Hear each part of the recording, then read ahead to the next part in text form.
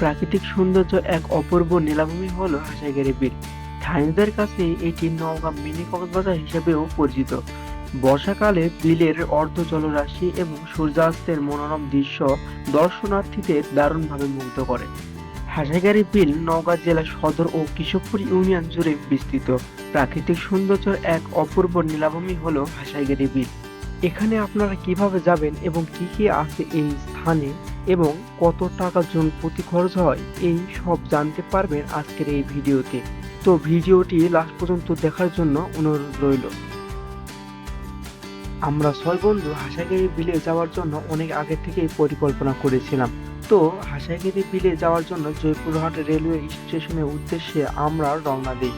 তো রেলওয়ে স্টেশনে আসার পর ট্রেন দেরিতে আসার কারণে আমরা কিছুক্ষণ অপেক্ষা করেছিলাম। তো ট্রেন আসার পর ট্রেনে চড়ে জয়পুরহাট থেকে সান্তাহারের উদ্দেশ্যে আমরা রওনা দিই।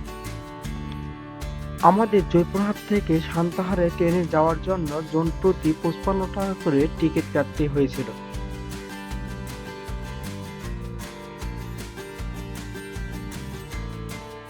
সান্তাহার রেলওয়ে স্টেশন ট্রেন থেকে নেমে হাসাইগাড়ি বিলে যাওয়ার জন্য একটি অটো ঠিক করি। সান্তাহার থেকে হাসাইগাড়ি বিলে যাওয়ার জন্য জন প্রতি 40 টাকা করে ভাড়া দিতে হয়েছিল। আমরা অল্প কিছুক্ষণ সময়ের মধ্যে হাসাইগাড়ি বিলে পৌঁছে যাই।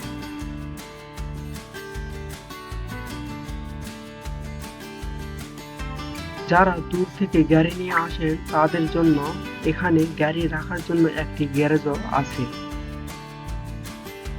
হাসাইগাড়ি গেলে আপনারা দেখতে পারবেন সারি সারি নৌকা। হাসাইগাড়ি বিলে গিয়ে এমন কোনো ব্যক্তি নেই যারা নৌকায় ওঠে না, সকলেরই ইচ্ছা থাকে নৌকার ওঠার।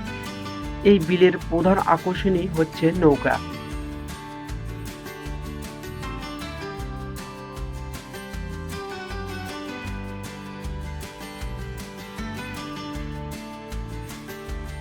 তো একটুখানি সামনে গিয়ে আমরা গাড়ি থেকে নেমে যাই এবং কিছুক্ষণ সেখানকার সৌন্দর্য উপভোগ করি। সেখানকার দৃশ্য এতটাই সুন্দর ছিল যা বলার বাহিরে। তো সেখানে একটুখানি ভিডিও তৈরি করলাম বন্ধুরা মিলে। সেখানে যাওয়ার পর আমাদের সকলেরই ক্ষুধা লেগেছিল, তাই আমরা সেখানকার একটি রেস্টুরেন্টে যাই।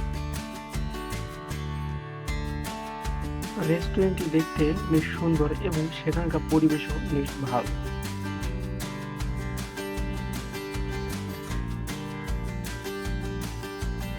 রেস্টুরেন্টটি ছাদে হওয়ায় হাসাইগাড়ি বিলের পুরোপুরি সৌন্দর্য দেখা যায় এই রেস্টুরেন্ট থেকে এবং এখানকার পরিবেশ সাজানো গোছানো।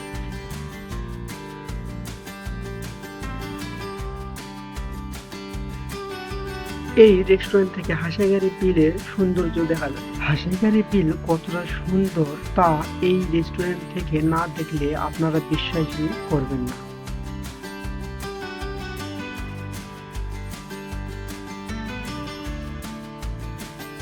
তো এখানে আমরা খাবার এর জন্য 200 টাকা জন প্রতি দিতে হয়েছিল।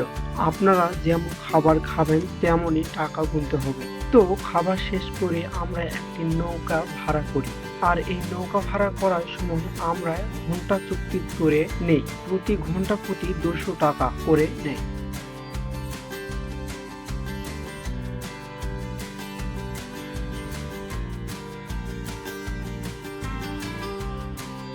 এই বিলের মাঝে সব থেকে সৌন্দর্য বাড়াতে সাহায্য করে এই গাছগুলো। প্রত্যেকটি পর্যটকই এই গাছগুলোতে ওঠার জন্য ইচ্ছা প্রকাশ করে এবং সকলে এই গাছগুলোতে ওঠে। আপনারাও চাইলে এই গাছগুলোতে উঠতে পারবেন।